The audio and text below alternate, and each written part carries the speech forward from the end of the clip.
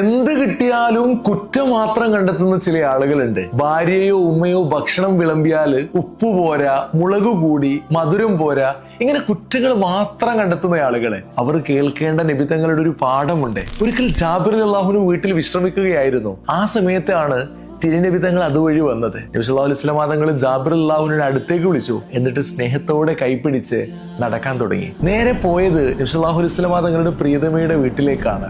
സമ്മതം ചോദിച്ച് അകത്ത് കയറി. നബി സല്ലല്ലാഹു അലൈഹി വസല്ലം ചോദിച്ചു, കഴിക്കാൻ വല്ലതുമുണ്ടോ? അവിടെ ആകെ ഉണ്ടായിരുന്നത് 3 റൊട്ടി കഷ്ണങ്ങൾ മാത്രമായിരുന്നു.